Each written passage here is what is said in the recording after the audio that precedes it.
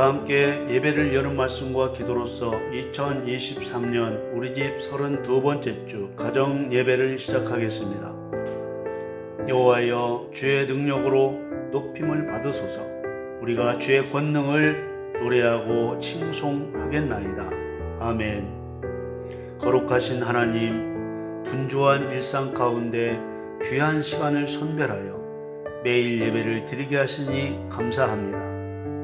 오늘은 특별히 그리스도와 함께 십자가에 못 박힌 제가 드리는 예배를 드리기 원합니다. 오직 내 안에 살아 역사하시는 그리스도와 함께 드리는 예배가 되기를 원합니다. 하나님의 아들을 믿는 믿음 안에서 사는 자의 참된 예배가 되게 하시기를 간절히 원하오며 예수님의 이름으로 기도드립니다. 아멘.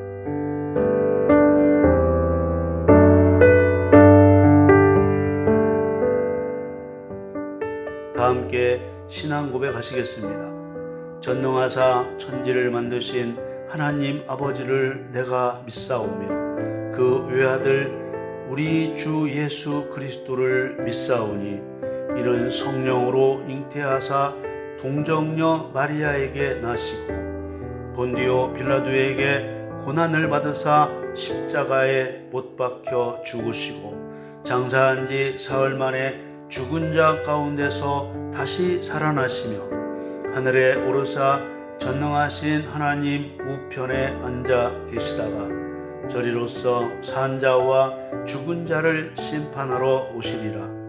성령을 믿사오며 거룩한 공의와 성도가 서로 교통하는 것과 죄를 사하여 주시는 것과 몸이 다시 사는 것과 영원히 사는 것을 믿사옵나이다. 아멘.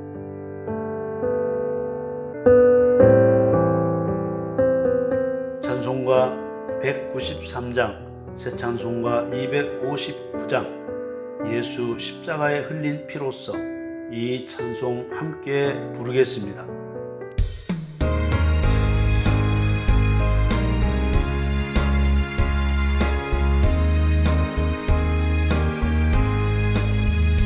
예수 십자가에 흘린 피로써 그대는 씻기어 있는가. 더러운 죄 희게 하는 능력을 그대는 참으지 않는가.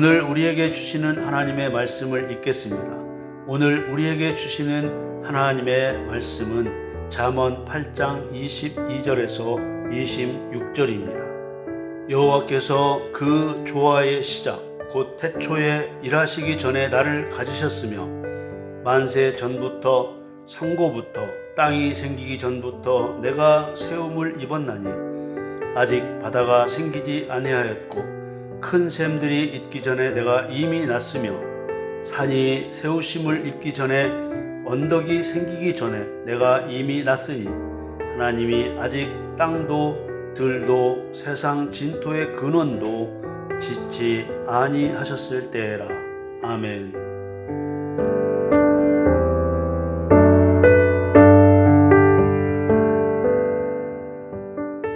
오늘 우리 가족들에게 주신 잠언 8장 22절에서 26절 말씀으로 하나님께서 예수님을 낳으셨다는 의미, 이러한 주제로 말씀드리겠습니다. 사랑하는 가족 여러분, 신앙생활에서 가장 중요한 것은 이 세상을 창조하신 하나님의 목적을 아는 것입니다. 영원 속에 자존하여 계시던 하나님께서 자기가 이루고 싶으신 것을 생각하셨습니다.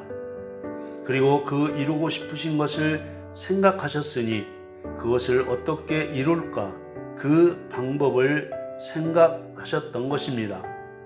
그 하나님의 목적과 그 목적을 이루시는 하나님의 방법을 기록한 것이 바로 성경입니다. 예수님께서 죄인들을 위해 십자가에서 죽으신 것은 영원 속에서 생각하셨던 목적을 이루시는 방법이지 목적이 아닙니다. 마찬가지로 십자가에서 죽으시는 것이 목적이 아니기 때문에 십자가의 구원도 영원 속에서 생각하셨던 목적은 아닙니다. 그래서 우리는 죄인의 구원이 영원 속에서 계획하신 하나님의 목적이 아니었다는 것을 논리적으로 이해해야 됩니다. 그렇다면 무엇이 영원 속에서 계획하신 하나님의 목적이었습니까?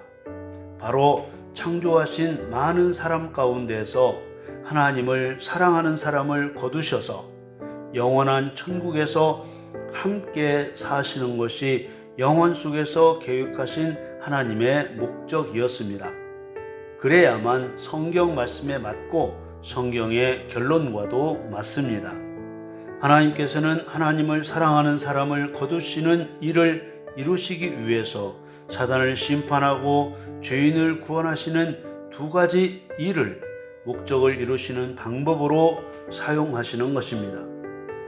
예수님은 사단 심판과 죄인 구원을 통해서 하나님을 사랑하는 사람을 거두시기 위해 오신 하나님이십니다.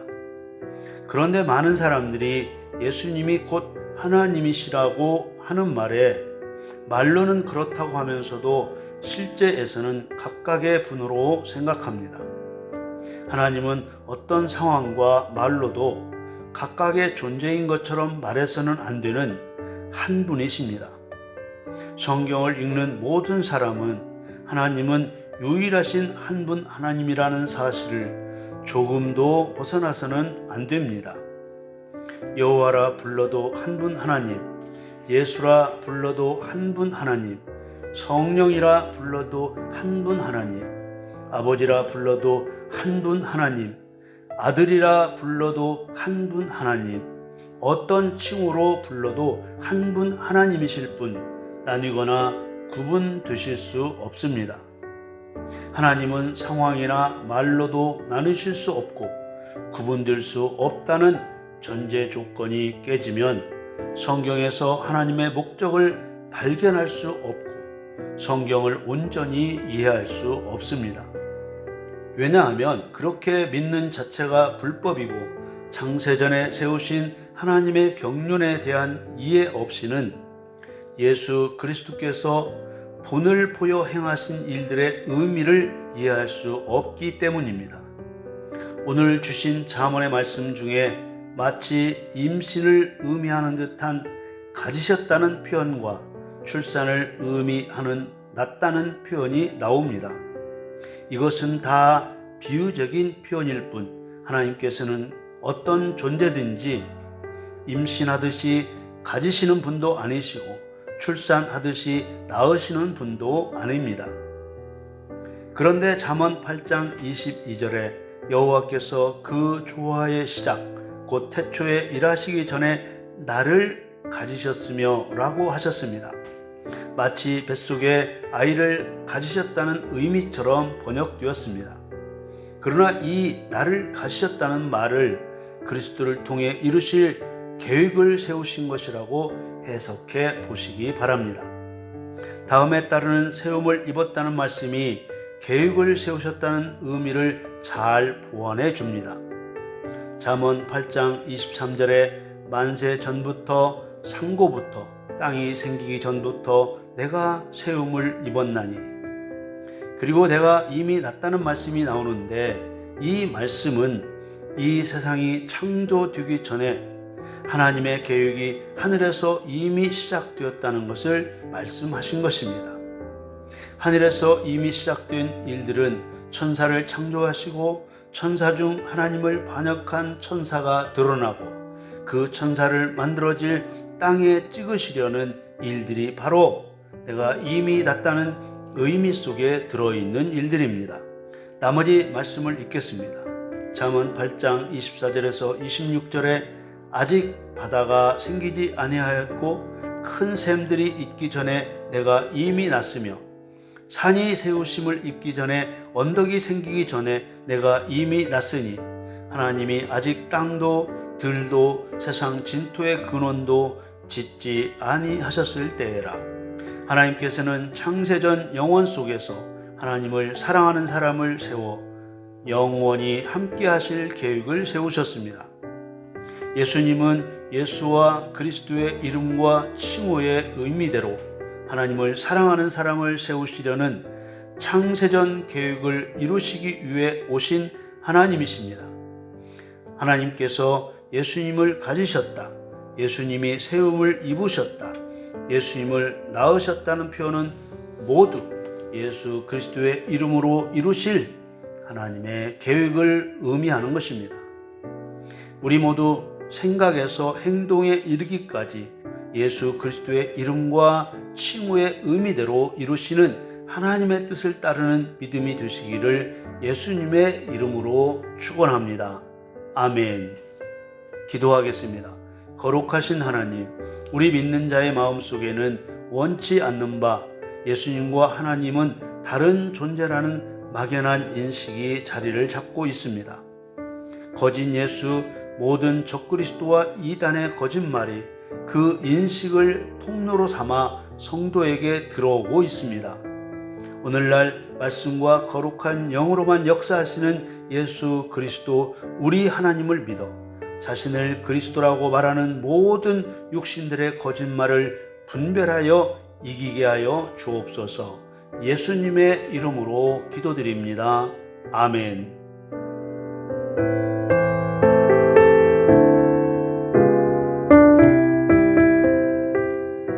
주님이 가르쳐 주신 기도로 예배를 마치겠습니다. 하늘에 계신 우리 아버지여, 이름이 거룩히 여김을 받으시오며 나라의 임하옵시며 뜻이 하늘에서 이룬 것 같이 땅에서도 이루어지이다.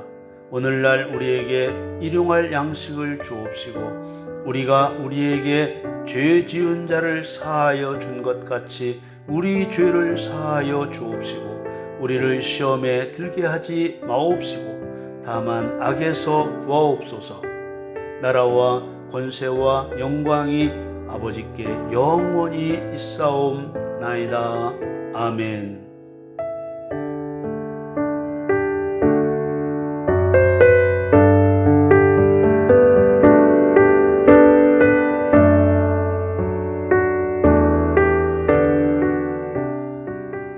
지금부터는 예수님께서 창세전에 세우신 계획을 따라 나를 구원하셔서 어디에 쓰시려 하시는지 대화를 나눠보시기 바라고 각자의 기도 제목도 나누며 함께 기도하는 시간을 가지시기 바랍니다.